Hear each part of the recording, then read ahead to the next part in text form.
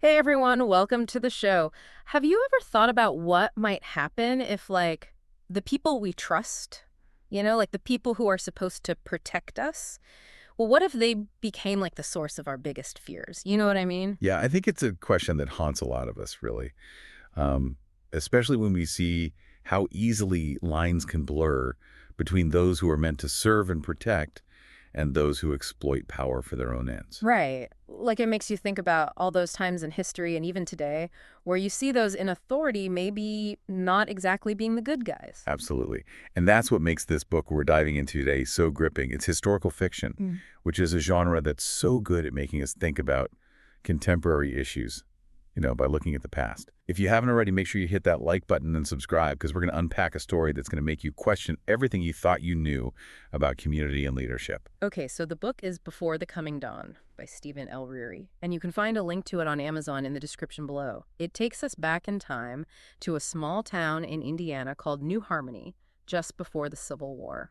Sounds peaceful, right? Well, on the surface, yeah, you've got this seemingly idyllic community, but just beneath that, you've got this mystery, this monster that's terrorizing the town, and then you've got this really manipulative mayor who's tightening his grip on power.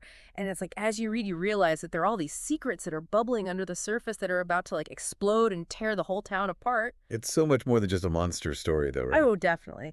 It's really about how fear can be used as a weapon, Like how Yeah. those in power can manipulate people and twist the truth to get what they want.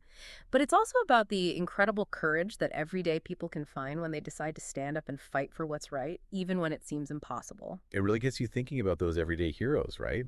Like the people who put everything on the line to challenge injustice. Exactly.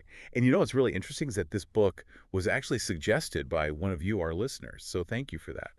They were particularly intrigued by how the divisions in the book mirror some of the divisions we see in society today. And they wanted to see what the story could teach us about leadership and the idea of community. So let's jump right in. Okay, so the book is set in New Harmony, Indiana, in the years right before the Civil War. And it's really interesting because the author actually says in his notes that he sees a connection between that period, with all its conflict and division and the world we live in today. So right away, he's telling us to look deeper. Exactly. He's saying there's more to this story than meets the eye. Now, right from the start, we're presented with two main sources of conflict in the town. We have the upcoming mayoral election with the current mayor, Mayor Owen, facing off against Bronson Parish.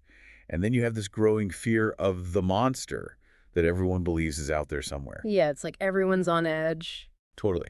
And we see this tension play out early on in a conversation between Weston, a member of the town council, and the mayor. And what's really striking is how the mayor uses this fear of the monster to his advantage. He doesn't even really try to reassure the people or come up with a plan to deal with the threat. He's much more focused on using it to secure his own power.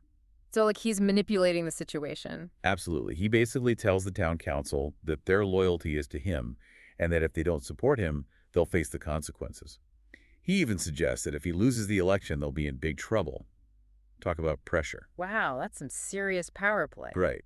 And, when Weston tries to talk about the real danger that the monster poses, like the deaths and the fear that's spreading, the mayor just brushes him off. He says that Weston's only concern should be the election. It's a clear sign that his own ambition comes before the safety of the town. It's like a classic textbook case of how power can corrupt. Totally. And what's interesting is that right away, we see some characters who are skeptical of the mayor and his motives. You've got Marco Salvatore, the town doctor Bronson Parish, who's running against the mayor, and this guy named Lefebvre. They're all kind of like, wait a minute, something's not right here. Like they're not buying what the mayor's selling. Exactly. They want the town to be strong and empowered, and they're tired of living in this constant state of fear that the mayor's created. They're looking for a different way forward for New Harmony. So we have this political drama brewing and a community that's basically paralyzed by fear. But what about the monster itself? Yeah, that's a big one. The town is absolutely terrified, and as we mentioned, the mayor is using that fear to his advantage. You see, especially in his speech at the town hall, he plays on people's anxieties and tries to rally them behind him, but he doesn't offer any real solutions. He doesn't say how he's going to protect them. It's all about him and his leadership, So he's using the monster as a scapegoat.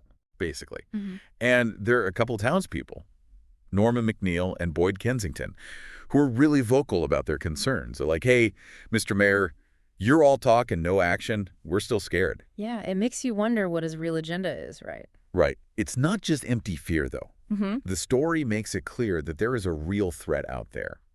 We see Marco and Lefebvre go out to actually hunt this monster.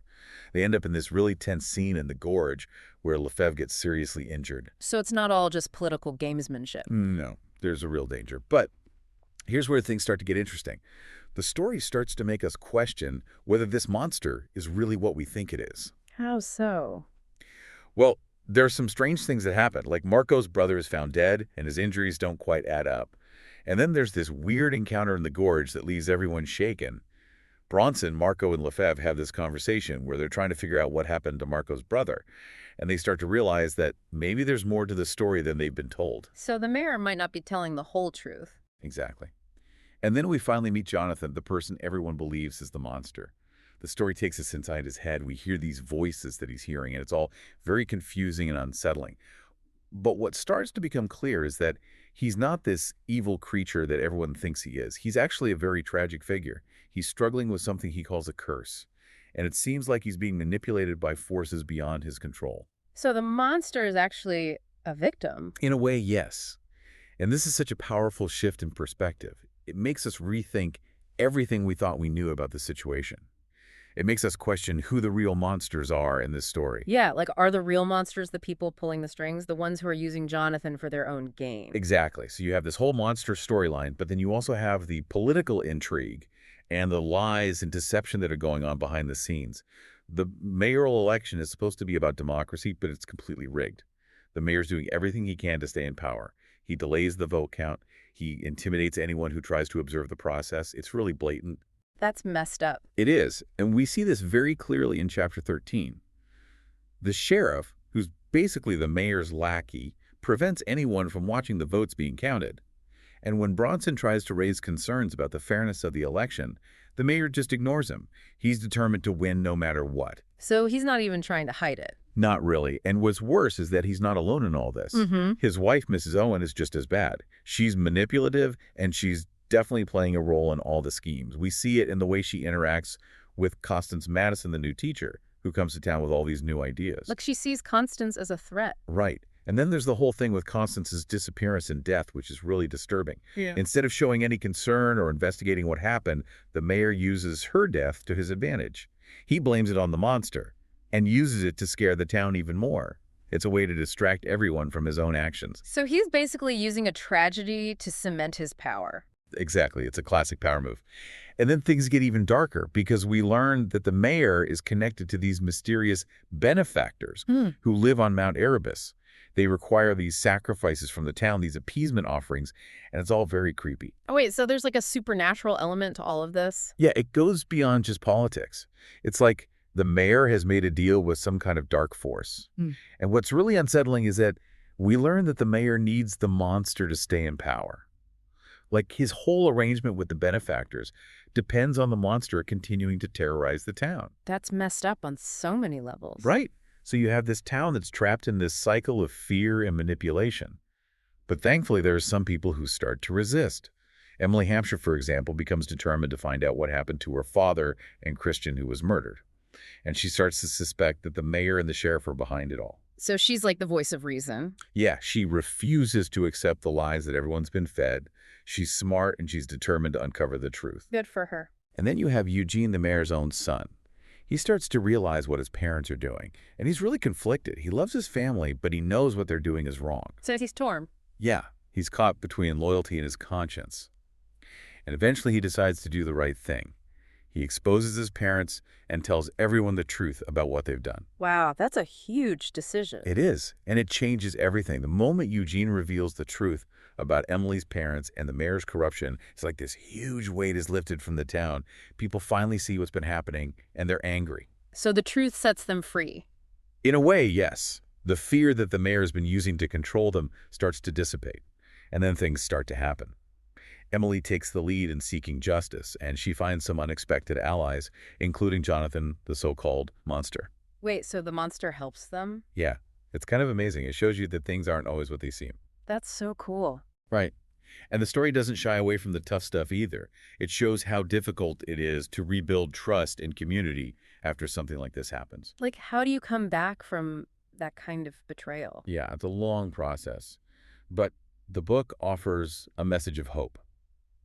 It shows that even after experiencing something so terrible, people can find a way to heal and move forward. And it highlights the importance of facing our fears and speaking truth to power. It's a reminder that we all have a role to play in fighting injustice, right? Absolutely. And one thing that really stuck with me was the symbolism of the Starlings. The author talks about them in his notes, Mm. and they appear in the final scene of the book. What's so special about Starlings? Well, apparently they weren't native to America during this time period. They were introduced later.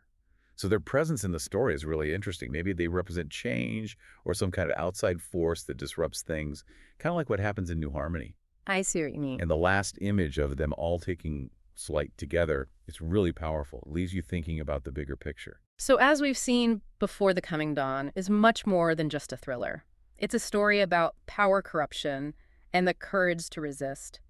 And it definitely makes us think about the world we live in today. For sure. Like, what are the monsters that we face in our own communities? What are the forces that are trying to divide us and control us through fear? Big questions. And what can we do to ensure that the future is brighter than the past? These are things we all need to think about. Thank you so much for suggesting this book. It's been a really thought-provoking deep dive. And now we want to hear from you. What stood out to you the most in our discussion? What resonated with you? Let us know in the comments below. We love hearing your thoughts and perspectives. And if you enjoyed this deep dive and want to join us for more explorations of fascinating books and ideas, make sure to like this video and subscribe to our channel. Until next time, keep reading, keep questioning, and keep the conversation going.